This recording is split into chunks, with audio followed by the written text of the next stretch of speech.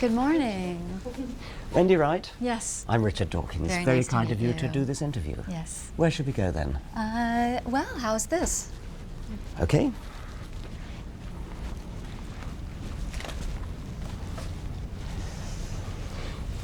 Concerned Women of America. I've looked up, for America, I do beg your pardon. I've looked up some of the things you're concerned about, and one of them is something I'm very concerned about too, which is Darwin and evolution. But why are you concerned about evolution? Yes, well, what a person believes about how human beings were created shapes what they believe about human beings. That if we believe that human beings were created out of love, that is by a loving creator, and has given each one of us not only a material body, but a spirit and a soul, we then are more likely to treat other people with respect and dignity. Yes, but you have to contend with facts, don't you? And I mean, if evolution is a scientific fact, you might as well be concerned about gravity or the Milky Way, mightn't you? Yes. Well, there's been an effort within the scientific community to censor out information against evolution that proves that evolution may not be as many scientists believe. There have been many times in which evidence that was brought forward to bolster the idea of evolution turned out to be fraudulent. What's an example of that? So what we argue for is to teach the controversy. Don't censor out the facts that go against evolution, such as the famous pig's tooth, the tooth that was claimed to be an example of a prehistoric man, and it turned out to just be the tooth of a pig. There are numerous examples like that. So teach the controversy rather than try and censor out the information that shows that evolution is questionable. Seriously, there isn't a controversy. There may be a controversy within evolution about certain details, but the fact of evolution is uncontroversial. I mean, whether you like it or not, we're cousins of chimpanzees, we're slightly more distant cousins of monkeys, etc. I mean, pig's teeth are really irrelevant. Of course you can dig up mistakes and even outright fraud. I mean, the Piltdown hoax was an outright fraud. But that was never used as evidence for evolution. It was just a particular case of somebody in the 1920s who fraudulently made up a fossil. There's no evidence of evolution from one species to another. There's microevolution within a species, but not going from one species to another. Oh, really? And actually, you're the way you have framed this and your very closed-mindedness really is a very good example of the kind of censorship we see within the scientific community that won't even allow discussion about the controversy, that says that we can't even discuss any evidence that might show that evolution is questionable. Right. Where did you study science? Well, see, that's the point. Scientists are now claiming that they're the only ones that can speak on this issue.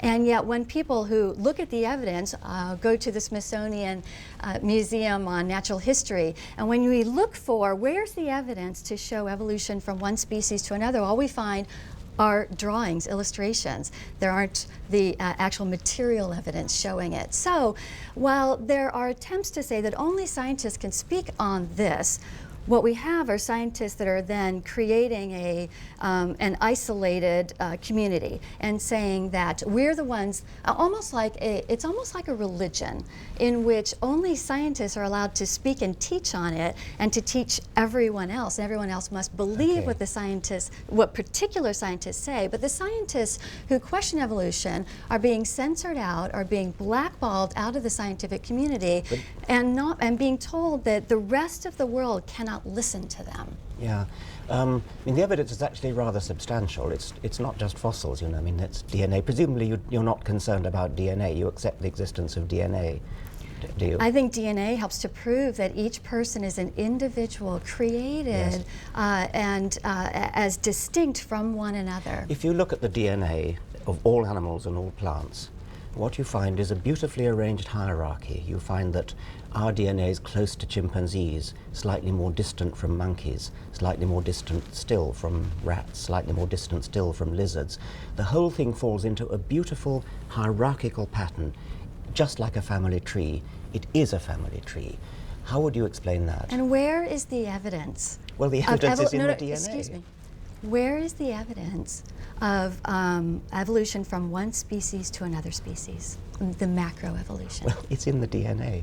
It's in the DNA, it's in the geographical distribution What you're of talking species. about are commonalities, but again, where's the material evidence of evolution from one species to another species? Well, we obviously have a different conception of what evidence is.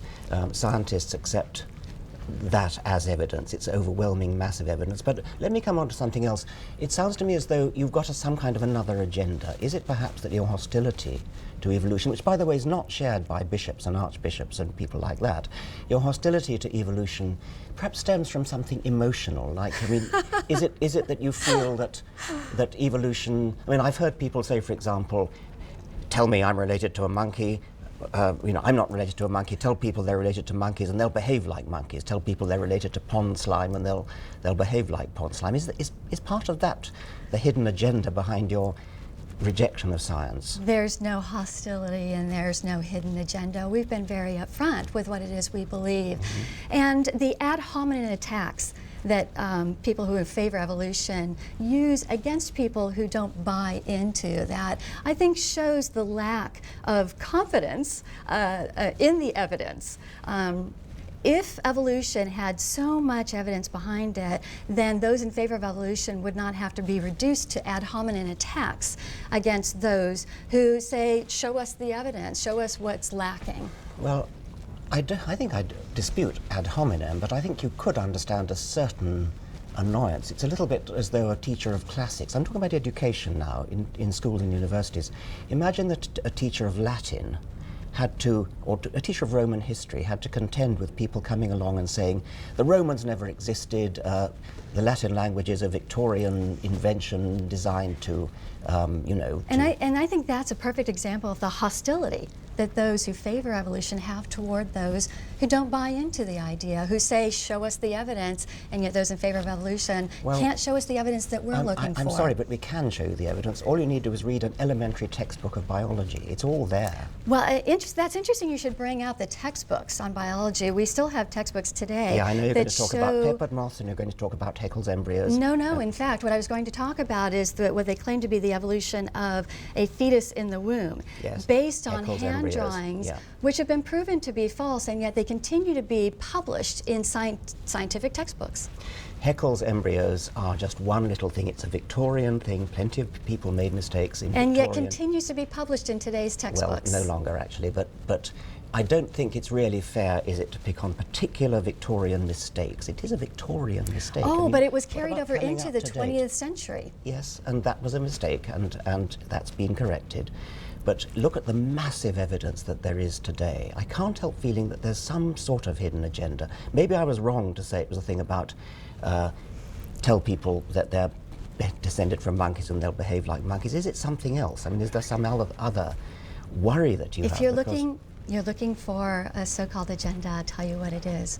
We believe that human beings should be treated with respect and dignity. Yes. And the reason we believe so do that, I, of course. the reason we believe that is because we can see that God created each one of us. And what we find is that philosophies that are built on evolution oftentimes lead to horrific abuses against human beings. And you can see why, because it's drawn on a foundation that says human beings are just material, and they should be judged according to their utilitarian use. What can they provide for society? Okay. We don't believe that. Yes, okay. We believe that each human being, whether they can supply something to society or not, if they are disabled, if they are young, that they should be treated with the same amount of respect as you and I should be treated. Yes, I mean, I accept all that, and I agree with that. I mean, I also think humans should be treated with respect. But what we have here is an agenda. It's that you want humans to be treated with respect, and therefore, if the scientific facts go against what your perception is, then you're going to distort the scientific facts. Now, why don't you instead accept the scientific facts and say, but we still want to treat humans with respect. Let's look at evolution and let's see that we can indeed treat humans with because respect what I go back within to, the evolution framework. What I go back to is the evolutionists are still lacking the science to back it up. But instead what happens is science that doesn't bolster the case for evolution gets censored out, such as there is no evidence of evolution from going from one species species to another species. If evolution had occurred, then surely, whether it's going from birds to mammals or even beyond that, surely there'd be at least one There's a evidence. massive amount of evidence. I'm sorry, but you people keep repeating that like a kind of mantra because you just listen to each other. I mean, if only you would just open your eyes and look at the evidence. Show it to me. Show me the bones. Show me the carcass. Show me the evidence of the in-between stage from one species to another.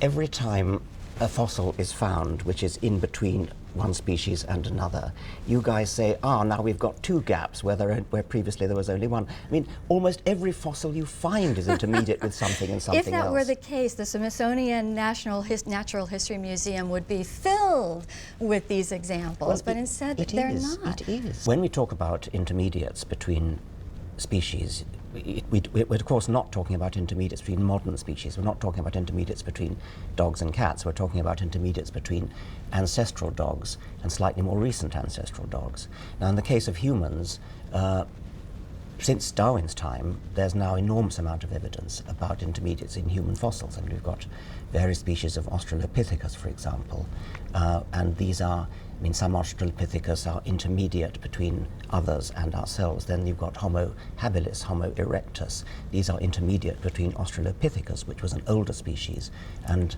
Homo sapiens, which is a younger species. I mean, why don't you see those as intermediates? Evolutionists bear the burden of providing the evidence for those of us who are not scientists to see it. And if the evolutionists had the actual evidence, then it would be displayed in museums, not just in illustrations. No, I mean, so what I go back to, though, I think there is a bit of there could be a hidden agenda on the part of those in favor of Darwin. In Darwin's own words, in which he claimed that there was a difference among the races. And that was then used to promote racism. Yeah, that's Victorian. Everybody in Victorian That times is the was racist. foundation, though. Those who are in favor of evolution often refer back to Darwin. And he is quite a hero of the evolutionist movement. Well, he is a hero, but not with respect to racism. Now, I just told you about Australopithecus, Homo habilis, Homo erectus, Homo sapiens. By the way, archaic Homo sapiens and then modern Homo sapiens. That's a beautiful series of intermediates. You're still lacking the material evidence. The material evidence is there. Go to the museum and look at it. So what I go back to again is let's look at what evolution and Darwinism has spawned. Let's look at the philosophies that have come out of it that have been so horrific to our world. So we need to look at the philosophies behind and that have grown out of evolution. And what we find are the societies that are the most loving and caring, the societies that are the most well-functioning, are the ones that have a great respect for human beings, for others, because they recognize that each human being was created individually and is distinct from one another. Interesting enough, regarding that, you mentioned how the DNA is common among various species. But among human beings, each one of us has distinct DNA. In fact, that's the one. That's one thing that's quite a way that. Sorry, back up. That's one thing that scientists will use to determine who has committed a crime, is basing it on the DNA evidence. So even DNA helps to show that each human being was created individually. DNA shows that each human being evolved individually. And of course there are individual differences between human beings, genetic differences, otherwise natural selection couldn't happen. Now, I presented you with, I don't have them here obviously, but you can go to any museum and you can see Australopithecus, you can see Homo habilis, you can see Homo erectus, you can see archaic Homo sapiens and modern Homo sapiens. A beautiful series of intermediates. Why do you keep saying present me with the evidence when I've done so? Go to the museum and look. I have gone to the museums, and so have so many of us who still are not convinced have you with seen evolution. Have you seen Homo erectus? And I think that this effort, this rather aggressive effort to try and talk over us and to censor us, seems to come out of a frustration that so many people still don't believe in evolution.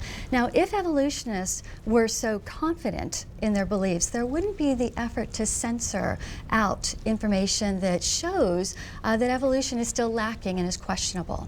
I confess to being frustrated, It's not about suppression, it's about the fact that I have told you about 4 or 5 fossils and you seem to simply be ignoring what I'm saying. Why don't you go and look at those fossils? And certainly, if they were in the museums, which I've been to many times, then I would look at them objectively. But what I go back to is that the philosophy of evolution has led to ideologies that have been so destructive to the human race. It's been misunderstood. I mean, even Hitler could be described as a misunderstanding of Darwinism, and that's a grotesque and horrible misunderstanding. Eugenicists, and those in favor of euthanasia, and those in favor of infanticide. Yes. But wouldn't it be a good idea, instead of pointing to misperceptions of Darwinism, which have been hideously misused politically, if you try to understand Darwinism, then you'd be in a position to counteract these horrible misunderstandings. Actually, we are oftentimes forced by the aggressiveness of those who favor evolution. It's not as if we are hidden from this information that you keep presenting. It's not as if it's unknown to us because we can't get away from it. It's pushed on us all the time. But I think your frustration comes from the fact that so many of us who have seen your information still don't buy into your ideology. Have you seen Homo erectus? Have you seen Homo habilis? Have you seen Australopithecus? I've asked you that question. What I've seen is that in the museums and in the textbooks, that whenever they claim to show the evolution from one species to another, it relies on illustrations and drawings, no, it doesn't. Not any material evidence. You might have to go to the Nairobi Museum to see the original fossils, but you can see casts of fossils, exact copies of these fossils, in any major museum. Well, let me ask you, why are you so aggressive? Why is it that why is it so important to you that everyone believe like you believe? Well, I'm not talking about belief. I'm talking about facts. I'm talking about I've told you about certain fossils, and every time I ask you about them, you evade the question and you turn to something else. Well, I can say, even if, again, I say that you can name a few of those, but they still don't show. They still don't prove evolution from the slime to the intricate human body. Well, there should be, if we had gone from that broad of an evolution, there should be overwhelming tons of material evidence, not just an isolated thing here and there. But again, there is not evidence. I happen to pick human hominid fossils because I thought you'd be most interested in them. But you can find similar fossils from any vertebrate group you care to name. Of course, there are lots of... But I guess I go back to, why is it so important to you that everyone believe in evolution? Why do you seem to almost feel like it's dangerous for people to believe that human beings were created individually and with a distinctness and created by a creator? Well, why is that? I don't like the word belief. I prefer to just ask people to look at the evidence, and I'm asking you to look at the evidence. Well, and I'm asking you, why does it seem so dangerous to you? Why is it so important to you that people not believe in a creator?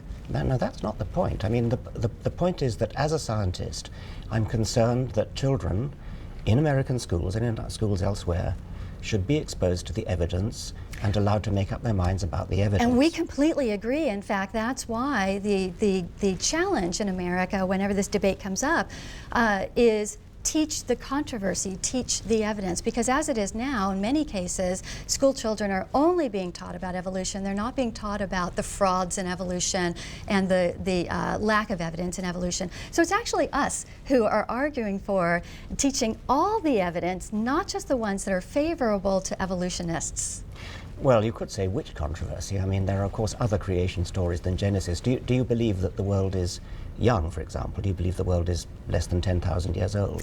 Well, I believe that God created the world, and the time frame, it can be unknown. As we look in the Bible, it's hard to know what a day, the length of time that might mean in that context.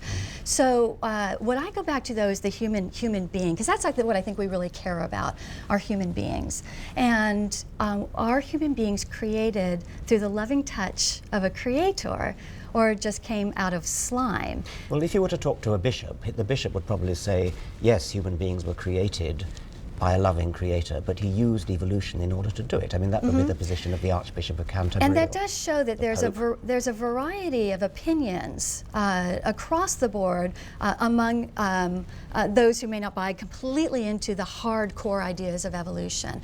There are those who believe in different levels of evolution within creation, and that really shows kind of a creative independence within our movement that seems to be a bit lacking among those who believe in evolution and only evolution. But as I've just told you, there are bishops who believe in evolution. Indeed, just about all bishops believe in evolution, and they would say you would have to clarify what denomination of bishops, okay, to say well, a broad let's say, term like that. But the ones I'm familiar with are Anglican and Catholic, but that's okay. I mean, there are certainly lots of very, very senior church people who do believe in evolution, and so there is a broad. I mean, there are those, and there are others who are not bishops, but who are scientists or also Christian, or also Jews, and who believe in evolution, but who think that the idea of God kind of intervening in this sort of conjuring trick way is rather blasphemous. I mean, I know evolutionist colleagues who are also devout Christians who think that it's to the greater glory of God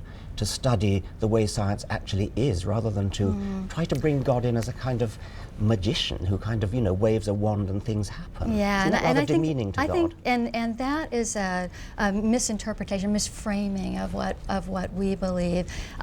We believe that God can and does intervene throughout history and in life. And we see that as like a loving father that's involved in his family and his children. It's not that the father is dictating everything to his children, what they can and cannot do. As a Christian, I believe in free will, that God created us with the ability to make our own decisions. Some of those decisions are bad decisions, some are good. And so to say that God intervenes in our lives, even in the creation, well, perhaps even especially in the creation of our life, is reflecting a belief in a very loving God. Yes. And there are others who say that God set up the laws of physics, the laws of the universe, and he did it in such a cunning way that when the time came, evolution got going and eventually produced us. Isn't that a rather grand and noble vision of God? It is, and in fact, we believe that as well. We believe that science is unlocking the mysteries of the laws put in place by God, that God created this earth with certain laws like the law of gravity to allow it to function, and that science is actually is discovering and unlocking the secrets of the laws that God put in place. Among which are evolution, which follows from the laws of chemistry and physics under the right conditions. So, and that could be the working out of God's purpose, couldn't it? Couldn't evolution be the working out of God's purpose? And there are many people who do believe that God does use a form of creation where evolution is a part of that. The evolution of back up on that. That there are people, there are many people who do believe that God intervenes in this world and uses various laws like gravity or progression to create a more stable world, a better world.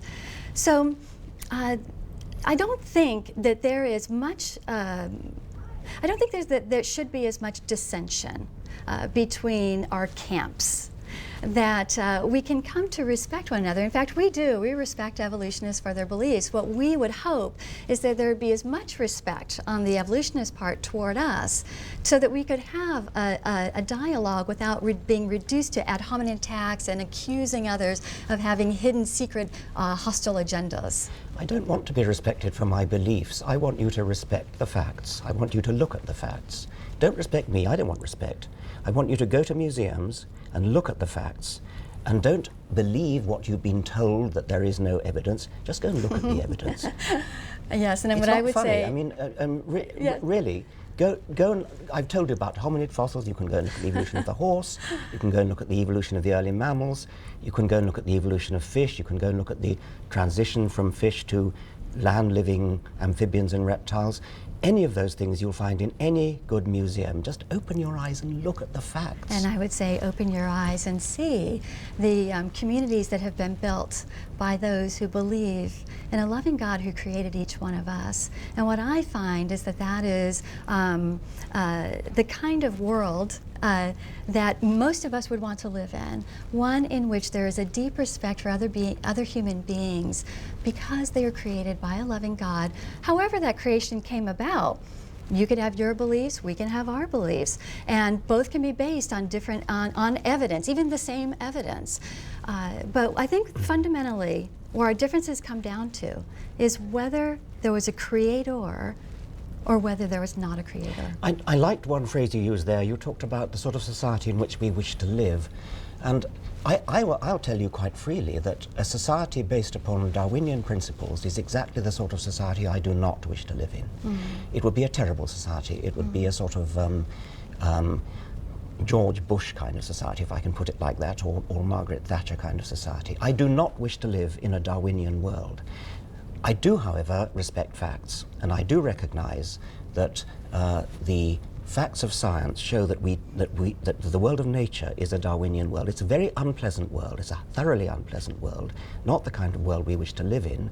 So let us understand it so that we can construct the kind of society in which we wish to live, which will be a non-Darwinian society. It will be the sort of society which departs from Darwinian principles. A society that was based on Darwinian principles would be a ruthless, free market economy in which the rich trample the poor, in which it would be the sort of opposite of a liberal socialist society, in fact. In a way, I'm rather surprised, if we're talking politics, that the right wing in America is so hostile to Darwin. If we're going to be naive about applying science to politics, you ought to be in favour of Darwin. And I'm against Darwin where politics is concerned, but you cannot argue with scientific facts. You actually helped to make my case quite well, and that is that a philosophy that is drawn out of Darwinism would be extremely brutal. And in fact has been. That has been the experience. I've just said that. I've agreed with that. And yes. That's why the societies that have been built on a viewpoint that God created each one of us, however he did it, that's part of the science of unlocking, of discovering how that was done.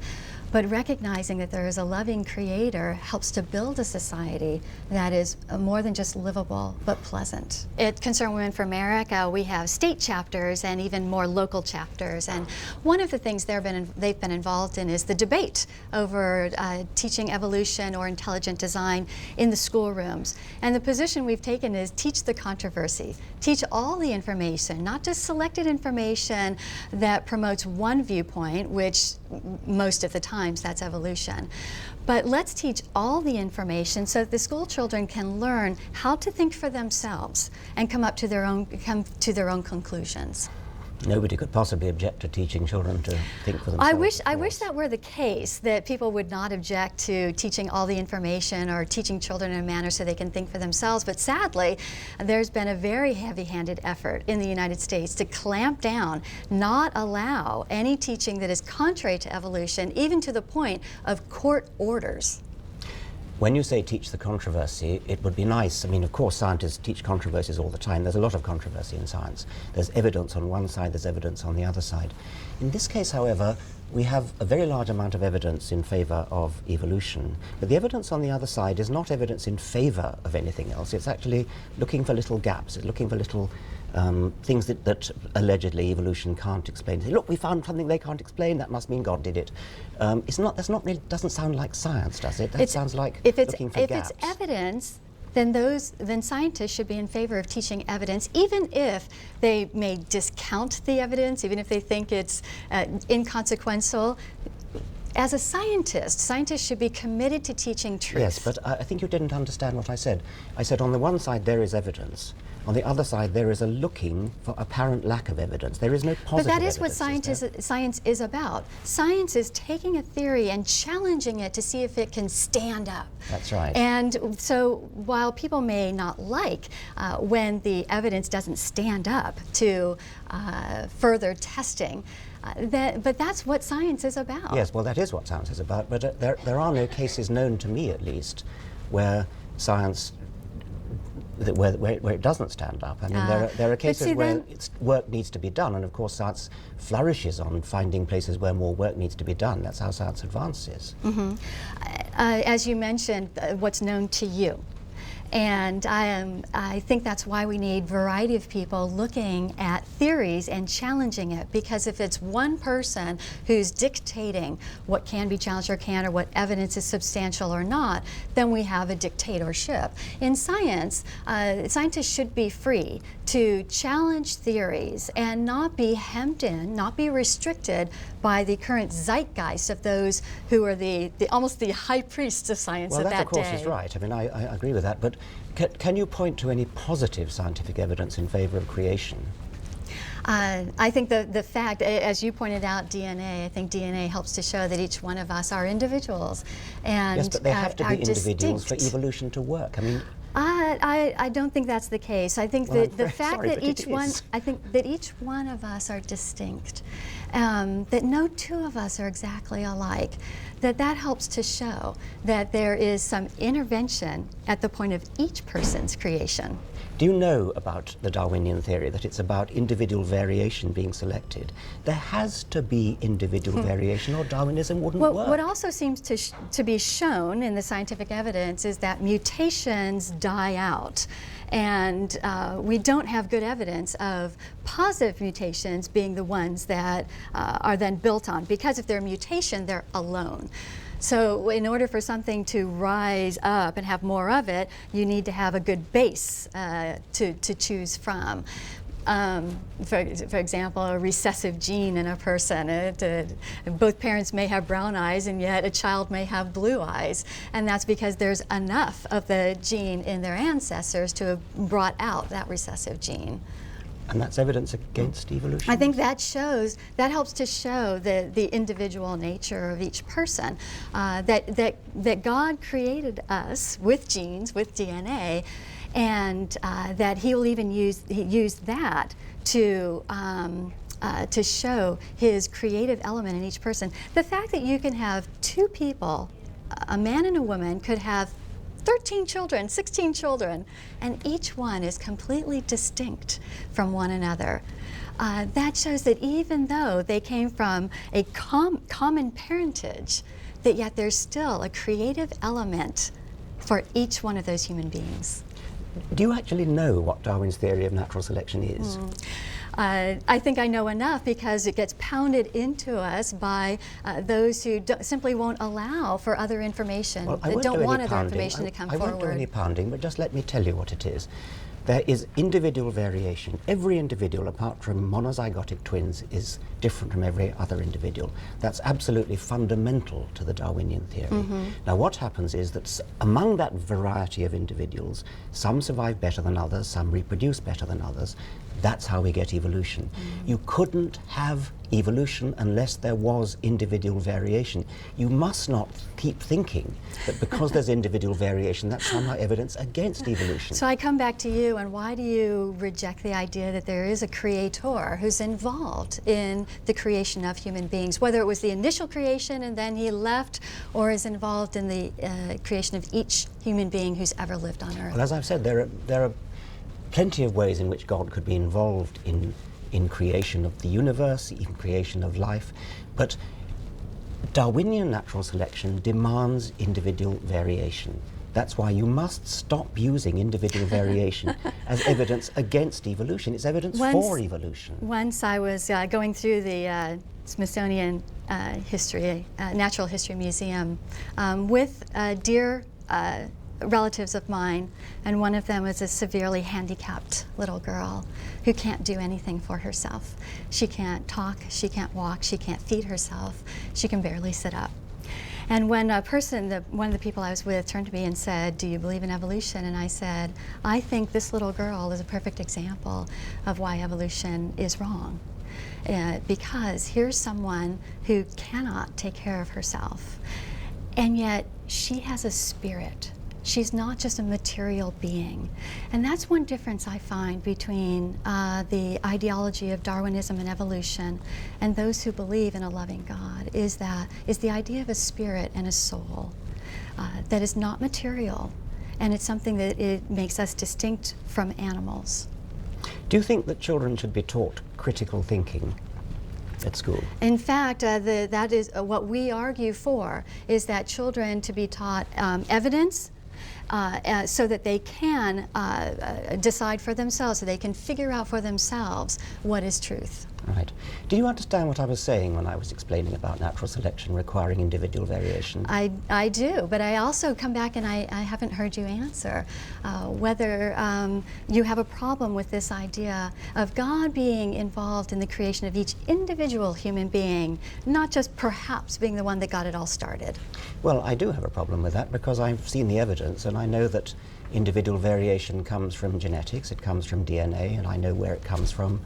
And it's a very well worked out story. It's in every textbook. I mean, we differ because we have different genes. And we do get you different genes? Sorry, go on. Do you believe in a spirit or a soul? I believe in a spirit or a soul in the sense of my own consciousness, which is a manifestation of my neurons and my brain physiology. I don't believe I have an immortal soul, no, but Okay. that's my personal belief. And what about a disabled person who is severely mentally disabled and is not able to make choices? Do they have a spirit? Are they a human being? They're a human being. They belong to the species Homo sapiens. Their ancestry is Homo sapiens, so of course they're human beings, yes. And do they have a spirit or a soul? It's not a meaningful word. I mean, they have a spirit or a soul in just the same sense as I have. But I only have a spirit or a soul in a very much different meaning than your meaning. The way I understood you to say it, it's because of you're conscious, or even your consciousness, which would be different things. But for someone, though, who is not capable of making decisions, do they have a spirit or a soul? Well, if you mean somebody whose brain is so disabled that they have no consciousness at all, then they have no consciousness. I've answered your question. Well, no, because a spirit or a soul is different. That's your word. It's not a word that I acknowledge or recognize as a meaningful word. Then from what I understand you're saying, then if someone does not have the ability to be conscious, then they would not have a spirit or soul.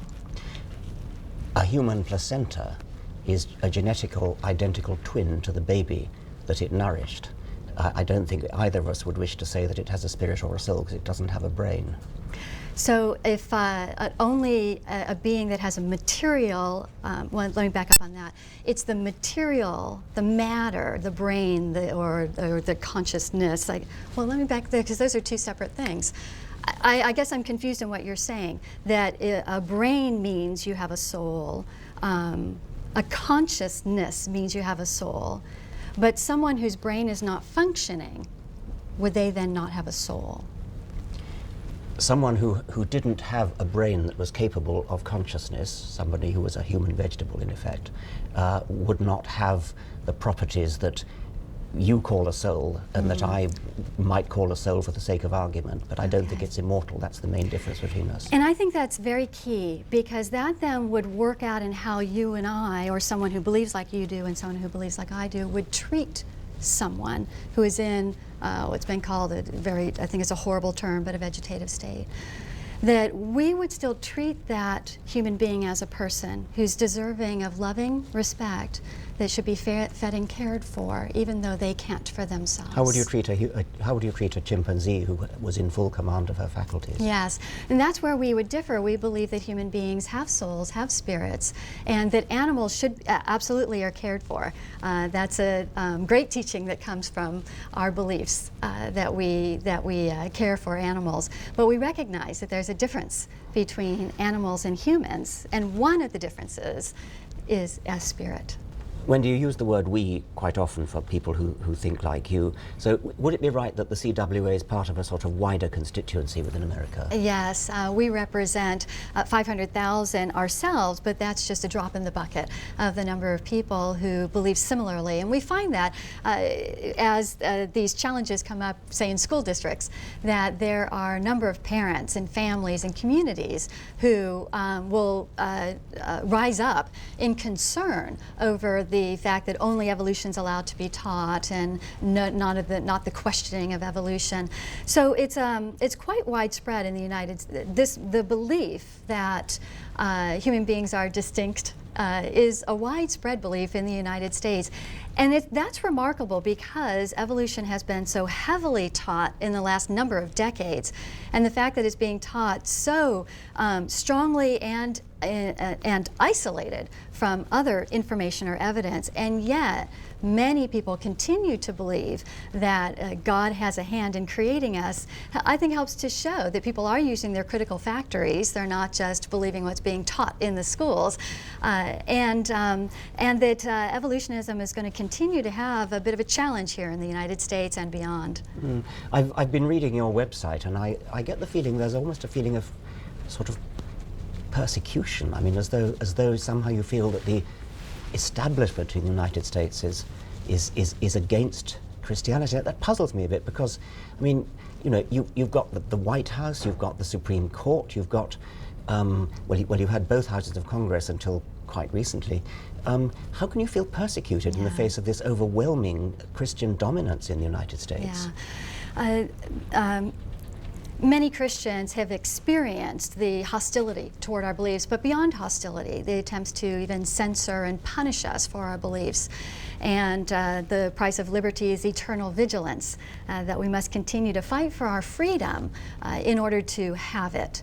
And even though some may believe that the three branches of government reflect our views, that's not necessarily the case.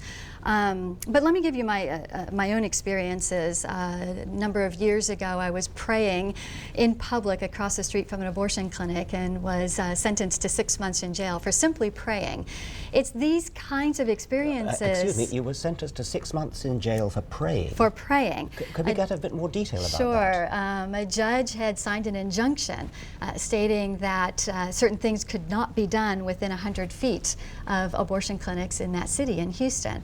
And so 4 of us knelt and prayed across the street from the clinic, and the judge sentenced us to 6 months in jail and a $500 fine. What law was that? It was an injunction, and an injunction is essentially a judge-made law. It only applies to certain people. I was not named on the injunction, and yet the judge found me guilty of it. Thankfully, she was overturned by a higher court. But there are experiences like that throughout the United States where certain people are told and punished for acting out their beliefs. And it's those kinds of cases that make us very sensitive to protecting all of our liberties. I can't help feeling the context must have been. Had that abortion clinic been threatened with firebombing or anything like that? No, it had not. There were protests that were going on during that time. Now, the abortion clinic had argued to the judge that women would be intimidated from coming into the clinic if there were protesters outside. Well, at the same time that 4 of us were quietly kneeling in prayer with no signs or anything like that, there were about 100 pro-abortion demonstrators in front of the clinic blocking the entrance, screaming and yelling with signs and bullhorns.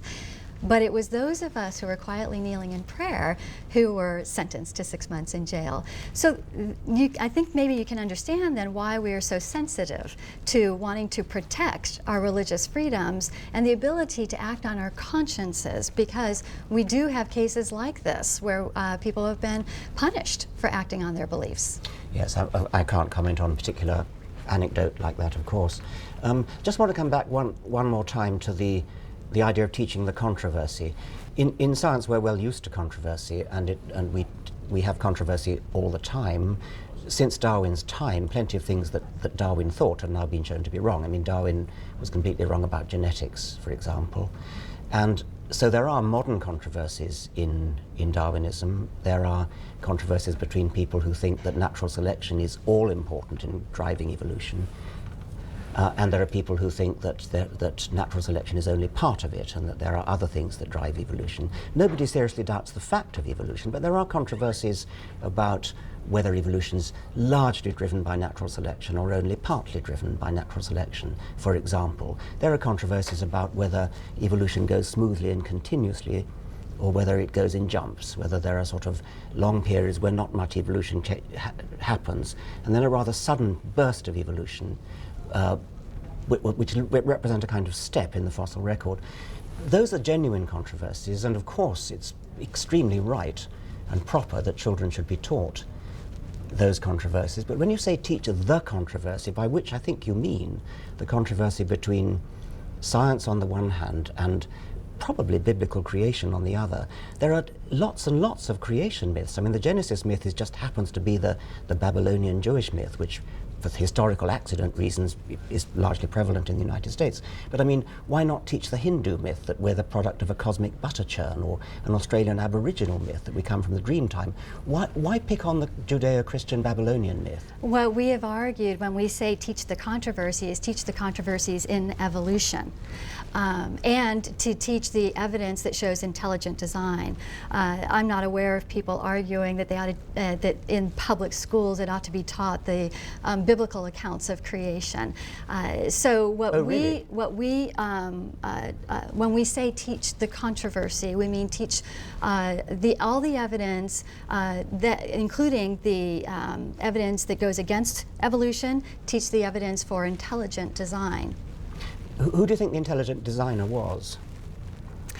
Well, see, that's something that I think scientists can debate. But the idea that there was an intelligent design to the process. In fact, what you've mentioned regarding even natural selection, and that there could be somebody or something that put all these laws in place that now the world is operating off of, does back up this idea that it was a being, an intelligent being, that caused all this, the whole world, to happen. Yes, I mean that's what a bishop might say. I wouldn't say that, but there are plenty of Christians who would say that. Wouldn't your life be a lot easier if you went along with the bishops and said the evidence in favor of the fact of evolution is overwhelming, so let's accept it and bring God in there? I think one issue is this idea that that we take orders from a hierarchy. Okay, no, and that's fair. There are some bishops that believe like you do, and there are other bishops that don't, Yes. that believe differently. No. And so it's easy to select those who believe like you do and rely wholly as if they speak for everyone. Yes. But those bishops don't speak for all Christian okay, I mean, leaders. I accept that, and I would hate to suggest that you take orders from authority.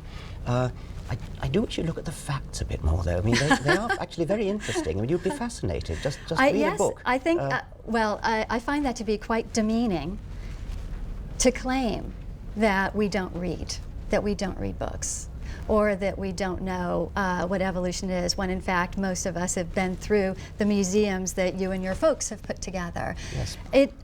It probably would be helpful to the dialogue if the evolutionists were not so demeaning and degrading to others.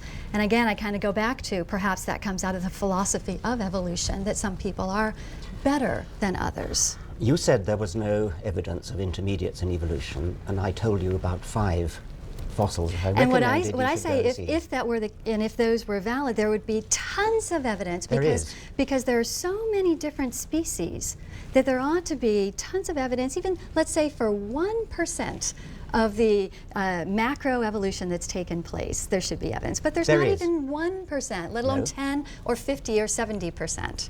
There is a massive amount of evidence. You just need to go into the books and go into the museums and look at it.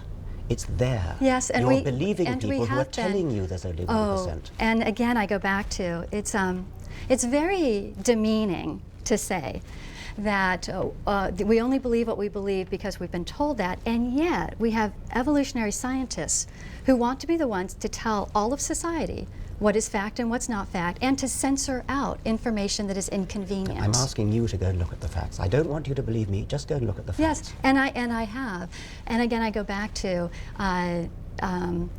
let's look at the differences of what your philosophy lives out, the evolutionary philosophy, and how does that end up working out in a society? Yeah, I've accepted that if we worked out society on Darwinian grounds, it would be a very, very unpleasant right-wing society. I've accepted that.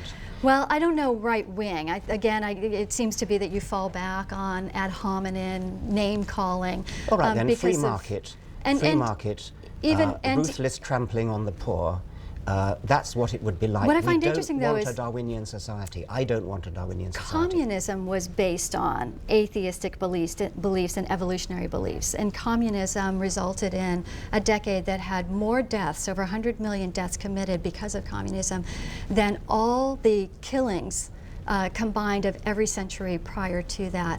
So when you talk about socialism, which is a close cousin to communism, being a better way of life, I look back on what beliefs was communism and socialism based on, and the atheistic belief that human beings are not distinct and should not be respected. When you say distinct, do you mean distinct from each other, or do you mean when human beings are not distinct from each other? Is that what you mean? Human beings are created as distinct from one another and should be treated with respect, even if they are not utilitarian, even if they are not able to provide something to society. The atheistic belief, the evolutionary belief, is that you're unnecessary and unneeded if you cannot provide something for society. That's an extraordinary thing to say. I mean, you equated atheistic with evolutionary. That means that's wiping out most of the bishops. They wouldn't take very kindly to that. I know I've recognized that there are varying degrees within the evolutionary beliefs. It's the hardcore evolutionists that reject the idea of a creator that then pave the foundation for very brutal societies. Well, I have accepted that if we were to base our societies on Darwinian principles, they would be brutal, harsh, and unpleasant. I have told you that I want not to live in a Darwinian society. I've suggested to you that it might be a good idea to learn something about Darwinism so as to know what to avoid in setting up society. And it would be helpful to learn what are the characteristics that make successful and healthy society. And let's build on those characteristics.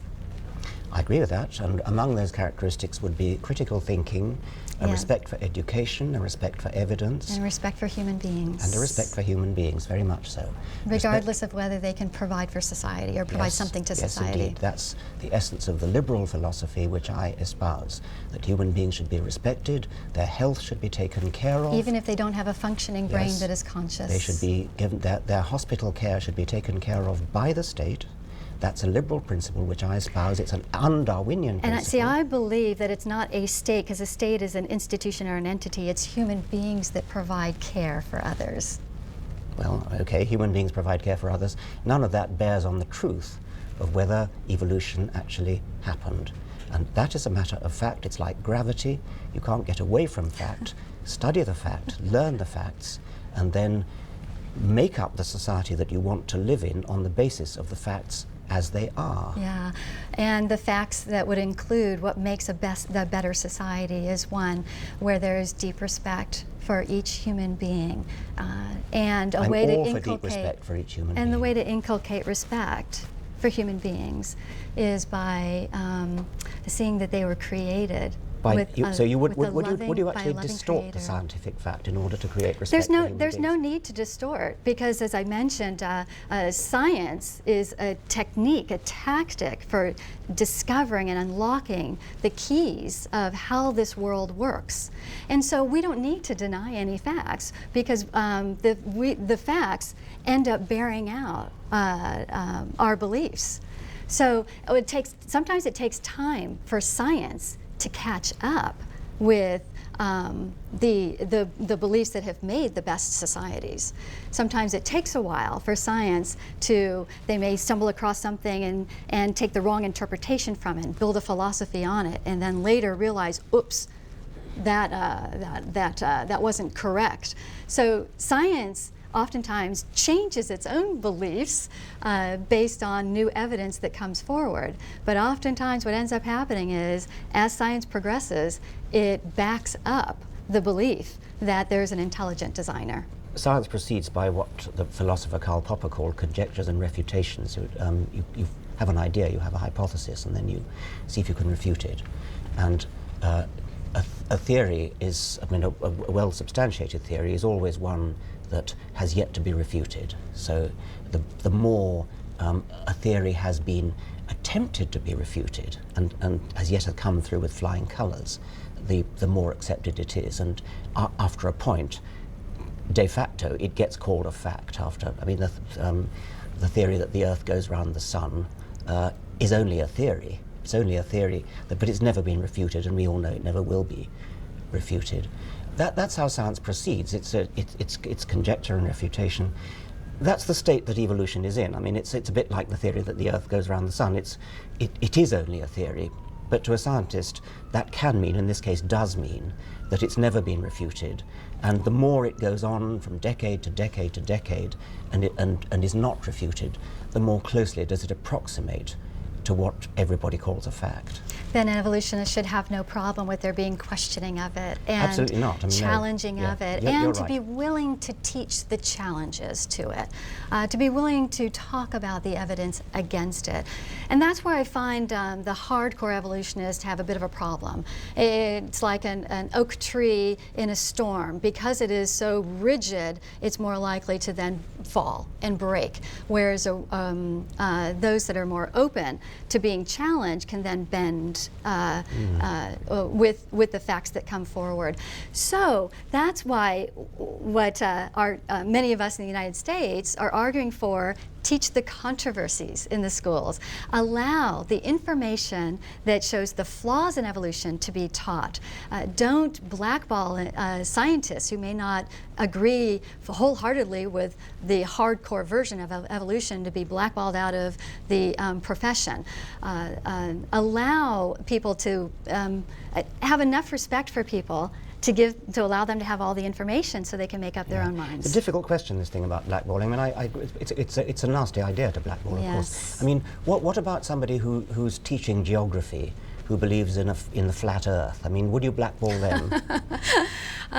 Well, always extreme cases are used. That's not what we're facing here in the United States. What we're facing are scientists who may not agree wholeheartedly with the hardcore view of evolution, who do believe in intelligent design. They're being denied their careers. Well, they're being denied. So it's better to argue from the facts of what's happening rather than some hypothetical. Okay, let's take intelligent design. I mean, the leading intelligent design proponents in this country believe in evolution.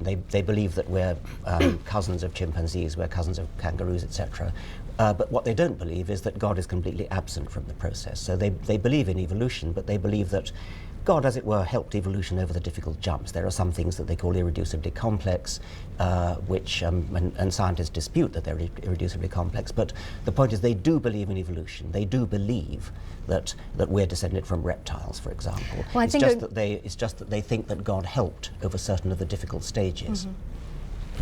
So it would be wonderful to interview them and let them speak themselves, present their information and their evidence. Yes. And to show that there are a variety of views. And that's why the hardcore evolutionists should not have a monopoly on what is allowed to be discussed or researched in science. Would you accept, well, nobody's going to make any restriction on what you're allowed to research, of course. Well, that's done, of course, through funding, through grants, through positions at universities. There are ways to restrict what can and can't be researched. I mean, funding of scientific research is always a problem, and all scientists have a time when they grumble about not getting funding. I mean, you do have to, you're competing in a marketplace, and the NSF and other grant-giving bodies have to give money where peer review suggests it's going to be most useful. I mean, that is definitely a problem, of course. Would you accept that what you call teaching the controversy should be done in classes of religion or classes of history of ideas, rather than classes of science? Teaching the controversy refers to teaching the evidence and the facts that dispute evolution. So it should be taught in the science classes because it's teaching evidence. Yes, I mean, when I asked you about evidence, you said there are no fossil intermediates, and when I told you about fossil intermediates, you changed the subject. I mean, no, when I don't change the subject, what I say is that if there were, if there had been evolution from slime to human beings, that there'd be a massive amount of evolution. If there was evidence of going from slime to human beings, there'd be a massive amount of evidence showing interspecies, from one macro species to another. And that's where I find the concept of evolution lacking. And so the burden really is on the evolutionists. Oftentimes it's been thrown back at us that we just need to look at the information. But let me throw it back on you all to say, look, this is what what's needed to convince us. So you need to come up with a large amount of evidence to back up this claim that there's been a large progression of macroevolution throughout the years. Yes. How are we going to make you look at it, though? Because, I mean, I've told Well, you... no. We look at evidence- it. We look at it. Again, when I go back to, it's easy to blame the other person, to blame by saying that we're ignorant. But what I'm saying to you is, if there were enough evidence, it would convince even, it will convince those who are open to the information. There's such a vast number of people in the United States and elsewhere who do believe in an intelligent design, that there's a creator. If there was a vast amount of evidence, solid evidence to back up evolution, that would influence a significant number of the vast number of people who believe in intelligent design. That sends me close to despair, because the evidence is there. I mean, I keep telling you about it. No, just let me tell you some of it. There is evidence for example, the transition from fish coming out of the water onto the land. It's beautiful evidence. It's elegant. I mean, they're lovely fossils. Go to Philadelphia and have a look at the wonderful fossil they've got there. I'm sure they have replicas in the Smithsonian here. Just look at that evidence. It's beautiful. The evidence for the transition between the reptilian jaw and the mammalian jaw. The reptilian jaw has several bones. The mammalian lower jaw has only one bone. And the other bones that were in the reptile have now moved into the inner ear. It's a beautiful transition. So what is your cause in life? I would think that if your cause was to convince others that evolution is correct, not just a theory, but a fact, then you'd be devoting yourself to finding this information and making it readily available. What I find is that you're spending a lot of time arguing with me, trying to convince me, instead of showing the evidence, Yes. or spending your time Yes. producing evidence. Was I not just telling you about fish that are intermediate between the sea? But again, what I go back to is, if there was a large enough amount of evidence, which there should be, if we have gone from slime to human beings, there should be an overwhelming amount of evidence, not these isolated cases that could be interpreted differently. And see, one problem that evolutionists have is that in the past, when there's been great acclaim of a discovery to show from one species to another, it's been proven to be fraudulent. So evolutionists have a problem in their own history. The fact that there have been so many cases of fraud or misinterpretation of information that now we have a problem believing what you say. There was the Piltdown Man in the 1920s. I suggest we forget about the 1920s and look at today. Go and look at some modern paleontology labs. Go and talk to some modern paleontologists. Go and talk to the people who are looking at the transition from fish to amphibians. Go and look at the fossils about the human transition. Look at the evolution of the horse. Look at the evolution of the elephant. There are evolution of the whale. There are so many beautiful stories. I mean, you'd be fascinated. You would think that these fossil histories are to the greater glory of God if only you go and look at them. Would it make you happy if we were to agree that there is some evidence regarding macroevolution? Would that alone make you happy, or would you still be unhappy and feel that your cause is unsuccessful if many of us still believe that there is an intelligent being who caused this to happen? It would make me enormously happy. I would love it. If you said, yes, evolution is obviously a fact, I accept evolution, but God did it. I mean, that wouldn't, I wouldn't agree with that, but it would make me hugely happy. At least you looked at the evidence. And I don't understand why that's so important to you, that I believe exactly like you believe. No, it's not important to me. I am an educator, I'm a scientist, I'm a university professor, I teach. I love it when people see the beauty of nature, the beauty of evidence, and just look at it and appreciate how elegant it is. It really is beautiful. Go and look at it. What is the danger in believing in an intelligent designer? I don't think that's a danger.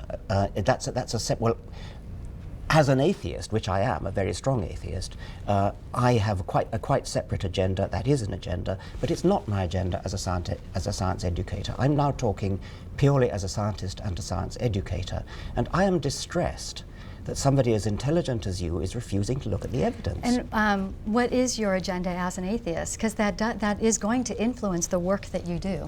Well, I like to think it's not actually, but for whatever I might say about that, I've done another television program about that, and I was a very strong atheist in that program. This program is about Darwin, and there are many Darwinians who are not atheists, and all I'm talking about now is the factual evidence, and I'm suggesting to you that you might do a better job for your religion if you would open your mind to the factual evidence and realize that actually you could use the genuine scientific factual evidence to the greater glory of your God, rather than running away from the evidence. But again, that's where we differ.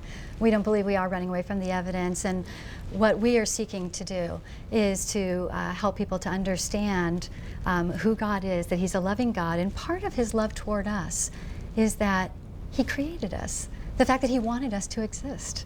Maybe He did it via evolution, though. And helping people to understand that there's a God who's created order in this universe, and that there are certain, as you've mentioned, laws in this universe. That even includes moral laws of how we are to treat one another. The work that we're working toward is helping people to understand these moral laws and live according to these moral laws, because not only will they benefit living healthier and happier lives, but our society will as well. And so each of the work that we do through Concerned Women for America is toward that end.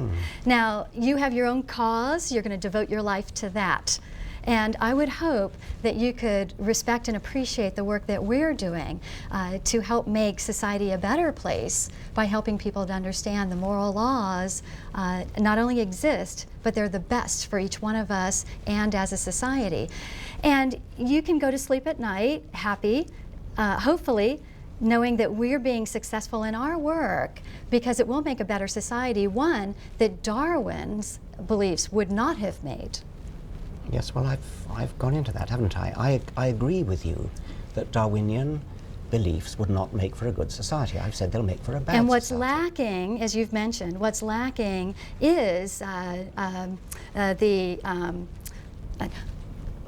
what's lacking in Darwin needs to be made up with somewhere else. The fact that Darwinian is would lead to such a harsh and brutal life means that there's a great need for other people to be making this world a better place. Yeah, but and if that's it's true, that's what we are working on. Yeah. And even though I may not agree like you do, hopefully you can appreciate the work that we're doing to make society a better place. I mean,